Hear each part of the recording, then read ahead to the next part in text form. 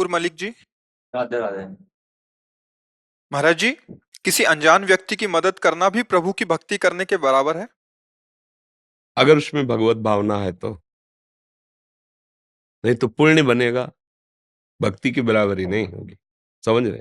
जैसे कोई अनजान व्यक्ति या कोई भी है और उसको जो आवश्यकता है, मान लो गिरा पड़ा है, हमें उठाने की आवश्यकता है, बीमार है अस्पताल ले जाने की आवश्यकता है, भूखा है भोजन देने की, ठंडी है उसे कपड़े की जरूरत है, तो अगर हम अपनी वस्तु मानकर उसके पास वस्तु का अभाव है और मैं देता हूं तो ये पुण्य बनेगा। अगर ये हुआ कि इसके अंदर हृदय मंदिर में भगवान बैठे हुए हैं, हमारे पास जो कुछ है वो तो सब भगवान का दिया हुआ, ये भक्ति हो गई, ये भगवान की प्राप्ति का हेतु हो गया और वो तुम्हारा पुण्य बना, उसका तुम्हें फल मिलेगा। 1 रुपया दिया 100 की व्यवस्था हो जाएगी आगे चल करके। समझ पे जी। विनय सिंह जी अमेठी से। राधे राधे। राधे राधे महाराज जी, आपके चरणों में कोटि कोटि प्रणाम। महाराज जी, हमारी माता जी यहाँ से दीक्षा प्राप्त की हुई है, क्या उनका शरीर पूरा होने के बाद जो भी अंतिम क्रियाएं होती हैं उसे हम कर सकते हैं या फिर उसमें कोई बदलाव होगा? नहीं, गृहस्थ धर्म की दीक्षा लिए ना, हाँ, इसलिए जैसे आप करते हो वैसे ही कीजिए। विरक्त होने के बाद फिर वो क्रियाएं रुक जाती हैं, फिर वैराग्य मार्ग से उनका संस्कार होता है। तो आप गृहस्थ धर्म से युक्त हैं और उन्होंने भी गृहस्थ मंत्र लिया है, तो इसलिए आप अपने गृहस्थ धर्म की ही दिनचर्या कीजिए। महाराज जी, मन में एक संशय बना रहता है, कृपया समाधान कीजिए। महाराज जी, हम पति पत्नी गले में तुलसी माला धारण करना चाहते हैं, क्या तुलसी माला धारण करने के बाद जो पति पत्नी की क्रियाएं होती हैं उसे हम कर सकते हैं या नहीं? हाँ, दीक्षा लेने के बाद भी हो सकता है। देखो, आज के ही सत्संग में था, गृहस्थ धर्म में उसे मुनि कहा गया। आज के जो सत्संग में था कि जो धर्म पूर्वक धन कमाता है, पति अपने पति से और पति अपने पत्नी से ही धर्म पूर्वक संयोग करता है, अन्य वो व्यभिचार कहा जाता है, वो पाप कहा जाता है। और पाणी ग्रहण संस्कार किया है तो अपनी पत्नी से पति, पति से पत्नी, ये जो संयोग है धर्म पूर्वक, शास्त्र जिसे, कानून जिसे पास करता है ना, वो हमारे लिए बाधा नहीं पहुंचाएगा। हम जो धर्म कमाते हैं अगर वो पापाचरण से युक्त हुआ, हिंसा से युक्त हुआ, तो हमें दुख देगा, नाना प्रकार की चिंताएं पैदा करेगा। धर्म पूर्वक कमाएं, भगवद अर्पित करते हुए प्रसाद रूप से पाएं, बड़ा सुंदर जीवन होता है। ये जरूर है कि मनमानी आचरण करने से, अधर्म आचरण करने से थोड़ा लगता है कि धन अधिक आ गया, हम थोड़ा संसारिकता रजोगुणित और प्रभाव दिखा सकते हैं, पर वो फिर नष्ट कर देता है। आप आंख खोल करके देखो, आप लोग तो समाचार पढ़ते हैं, आप लोग तो देखते हैं संसार में कितना एक नक्शा अधर्म पूर्वक, फिर मिटिया मेट, दोनों बात देखते हैं ना। या शास्त्र में देख लीजिए, चलत दशानन डोलत अवनी, भयवश लोकपाल डर जाते थे। हालत क्या हुई, लात मारते खोपड़ी में बंदर, जैसे फुटबॉल में ऐसे रावण की खोपड़ियों में लात मारते थे। तब मंदोदरी ऐसे, राम विमुख असहाल तुम्हारा, ये तुम्हारी दुर्दशा हुई ना, ये भगवान से विमुख होने के कारण हुई है। नहीं तो एक समय वो था कि भुजाएं ठोक देता था तो लोकपाल भी कांपते थे। तो मनुष्य जन्म मिला है, माना कि धर्म से चलोगे, नमक रोटी खाओगे, पर आनंदित रहोगे, शांति रहेगी, आपका परिवार उन्नतशील होगा। अधर्माचरण करोगे, माना कि बहुत अच्छा तुम्हारी व्यवस्था हो जाएगी, पर भोगने लायक नहीं रहोगे, अशांति पैदा हो जाएगी। गृहस्थी धर्म में रहता हुआ, धर्म से कमाए हुए धन के द्वारा भगवत भाव से परिवार का पोषण करता हुआ, एक पत्नी व्रत लेता हुआ, अतिथि सेवा की भावना, वो मुनि ही है, वो भगवत प्राप्ति कर लेगा। ऐसा नहीं है कि वो दीक्षा ले लिया, कंठी बांध लिया, तो ऐसा नहीं है। अपने धर्म के अनुसार चले तो वो भगवत प्राप्ति का हेतु ही है जी। सत्यनारायण जी राधा कुंड गोवर्धन से। श्री हरिवंश महाराज जी, आपके चरणों में कोटि कोटि प्रणाम। गुरुदेव भगवान, मुझ जैसा नीच अधम जो संसार के सारे कुकृत्यों में फंसा हुआ था, प्रभु जी जब से आप श्री के दिव्य प्रवचन रूपी अमृत पाया, जीवन धन्य हो गया। हे करुणा में निधान, आपने जो भगवत प्राप्ति का राह दिखाया है महाराज जी, जो उद्देश्य दिखाया है, हम उस पर चल पाए आगे, ऐसा कृपा कीजिए महाराज। हाँ, जब आप गिरिराज जी की शरण में हो तो आप अधम कैसे हो सकते हो? कितना पावन स्थान आपका है। ब्रज 84 कोष भगवान का श्री विग्रह माना गया है। ये 84 कोष भूमि, ये बहुत महामहिमामयी है और आप भगवान के पार्षद ही हैं। गिरिराज की किसी भी जगह कहीं रहे वो तलहटी ही मानी जाती है। वहां रह रहे पर ये है कि जैसे रतन मिल जाए हमारे पास हो और हमें पता ना हो तो फिर हम भिखारी बने रहेंगे। अगर हमें पता हो जाए तो हम उसी क्षण धनी हो जाएंगे। पाए रतन चीन्ह्यो नहीं, दीन्ह्यो करते डार, ये माया श्री कृष्ण की मोह्यो सब संसार। कितना सुंदर सौभाग्य, ब्रज 84 कोष में जन्म होना या वास मिल जाना, ब्रजरज का सेवन करना, ये परम सौभाग्य है। बस यही है कि हम थोड़ा सावधान हो जाएं। अपवित्र आचरण भगवान के समीप रहते हुए भी भगवद आनंद नहीं प्राप्त होने देते। देखो, दुर्योधन दुशासन ये भगवान श्री कृष्ण को देखते हैं, बात करते हैं, क्या उनको आनंद मिलता है? क्या भगवत दर्शन का आनंद मिलता है? क्या नहीं मिलता। क्यों? क्योंकि वो अधर्म आचरण कर रहे हैं। प्रमाण देखिए, वही भगवान जिनको दुर्योधन दुशासन कह रहे चलो महाराज आओ तुम्हारा स्वागत करते, तुम भी देखोगे कि क्या तुम्हारे लिए व्यवस्था की। जब संधि कराने गए, भगवान ने कहा कि दो ही स्थिति में भोजन आदि पाया जाता है, या तो जिसे भोजन न मिलता हो तो कहीं भी मिल जाए पेट भर ले, और या फिर प्रीति। मेरे में भूख नहीं, तेरे में प्रीति नहीं। चले गए। कहां गए? उसी समय के बाद तुरंत विदुर जी के घर गए और महामंत्री पद से हटा दिए गए थे विदुर जी। सब कुछ त्याग करके, कुछ भी नहीं उनका लिया था, एक साधारण कुटी में बाहर रह रहे थे और विदुरानी जी उस समय घर में थी। वहां भगवान जाके दरवाजा खटखटाया। कौन? श्री कृष्ण। मेरे घर प्रभु आए। ऐसे बावरी स्थिति, प्रेम की अश्रु चल, वो स्नान कर रही थी, उनको ये भी संभाल नहीं रही कि मैं वस्त्र अपने बदल कर फिर जाऊं। कृष्ण भगवान पीताम्बर से उनके शरीर को ढका, भगवान उनको ले। बस मेरे घर आए प्रभु, मुझ जैसे के घर प्रभु आए, मतलब उनकी स्थिति है। अब भगवान अभी कह के आए हैं कि मेरे में भूख नहीं, तेरे में प्रीति नहीं। यहां कह रहे हैं कि कुछ तो पवाओ, मुझे कुछ तो भूख लगी, कुछ पवाओ। भगवान भी लालायित हो गए ऐसे भक्त के हाथ का पाने के लिए। जी शुद्धि नहीं।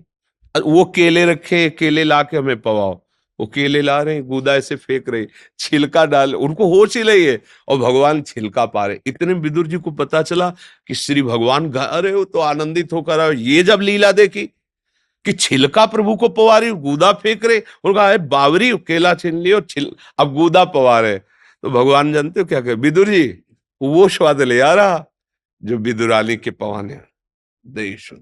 वही श्री कृष्ण है जिनसे दुशासन दुर्योधन बात कर रहा है, पर उसका हृदय जल रहा है श्री कृष्ण को देखकर। वही श्री कृष्ण है जिनको विदुरानी सुनने मात्र से कि श्री कृष्ण हूं वो आए, वो कितने परमानंद। बात क्या हुई?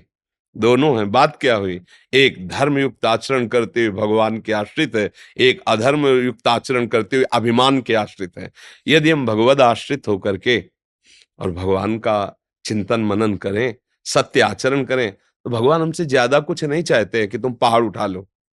इसी से भगवत प्राप्ति हो जाएगी। अच्छे आचरण करो, गृहस्थ धर्म का भोग करो जैसा आदेश है, और नाम जप करते रहो, और फिर ब्रज में रह रहे हो।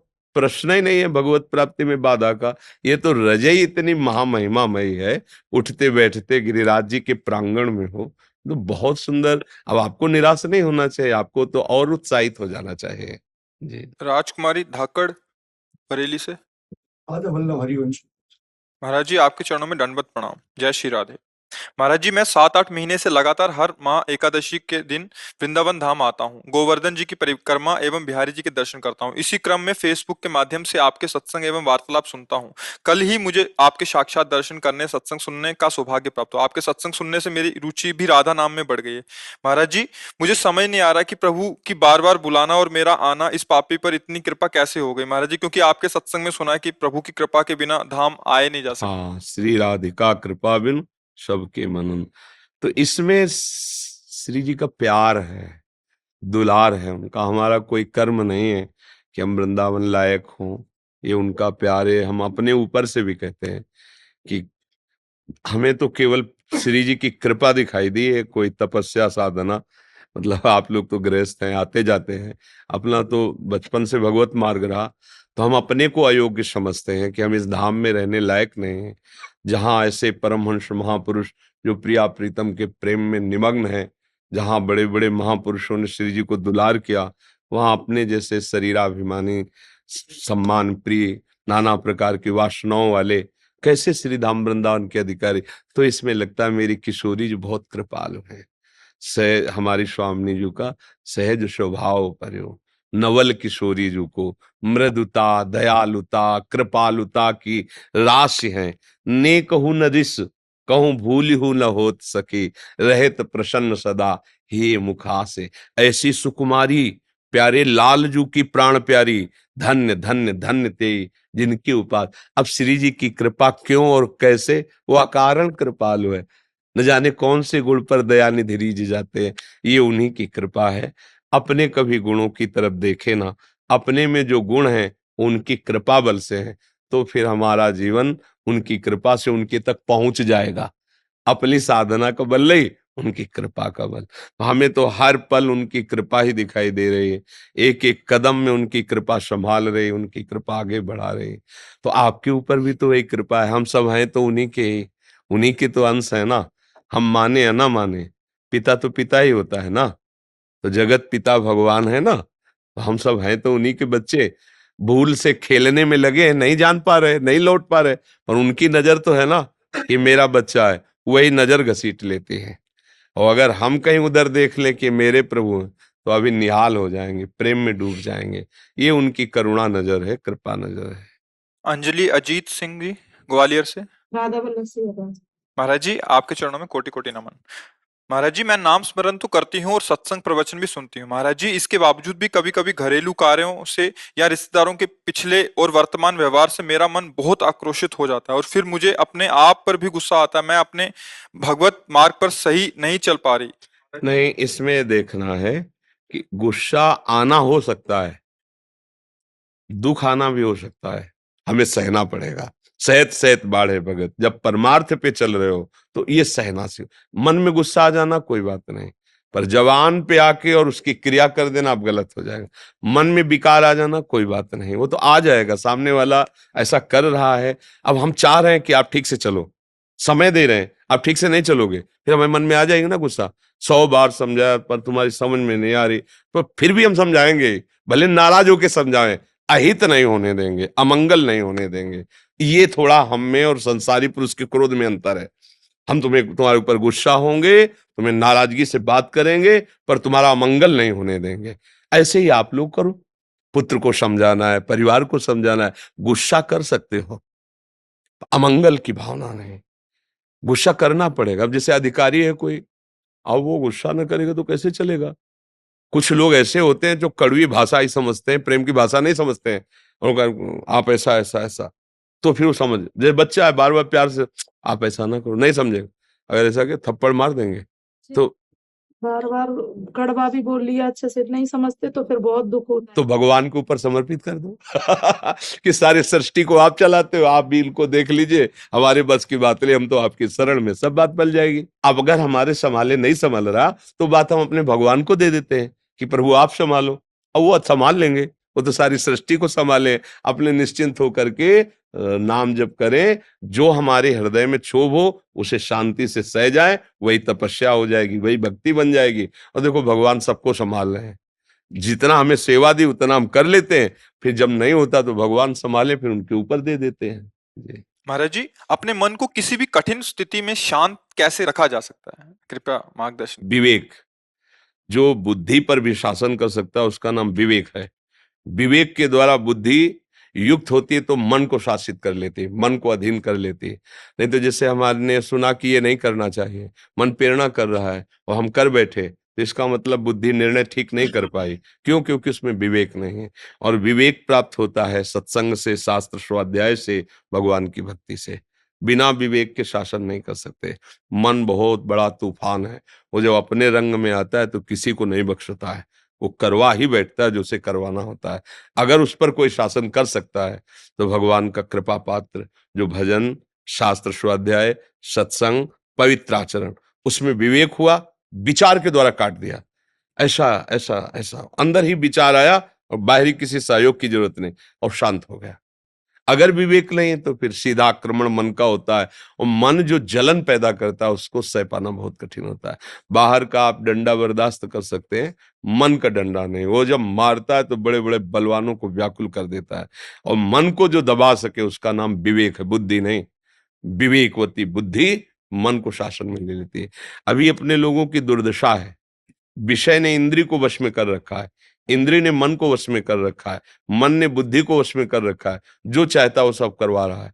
और इसका उल्टा होना चाहिए, बुद्धि मन को वश में रखे, मन इंद्रियों को वश में रखे, इंद्रियां विषयों से विरक्त हों। अब हम ऐसा कोई दृश्य देखा, कोई भोग देखा, मतवाले हो गए, तो हमारा पूरा सिस्टम उल्टा है, नष्ट होने वाले मार्ग में जा रहा है। अब अध्यात्म का अगर ज्ञान हो, अध्यात्म से, तो इसको उल्टा करना है। और है ऐसा ही कि बुद्धि शासित मन, मन शासित इंद्रियां, और इंद्रियां निर्विषय, तब वो आनंद का अनुभव होता है। अभी बिल्कुल उल्टा है, छोटा छोटा विषय इंद्रियों को अधीन किए, मना खष्टान इंद्रियाणी प्रकृति स्थानी कर सती, ये प्रकृति हमारे मन को अधीन किए हुए जो चाहता है वो मन हमसे करवा लेता है। इसलिए हमारी दुर्दशा हो रही है। कठिन से कठिन परिस्थिति में भी जो संभाल कर सकता है वो है विवेक, वो है विचार, वो है भजन, वो सत्शास्त्र स्वाध्याय, पवित्र आचरण। अब इनकी तरफ हम लोगों का ध्यान नहीं। जो मन आया सो खा लिया, जो मन आया सो पी लिया, जो मन आया सो भोग लिया, जैसा मन आया वैसा कर लिया, लक्ष्य केवल धन, चाहे जैसे मिले, तो फिर वो बात अलग हो गई। इसलिए समझ में नहीं आता और मन जैसा चाहता वैसा करवा लेता है।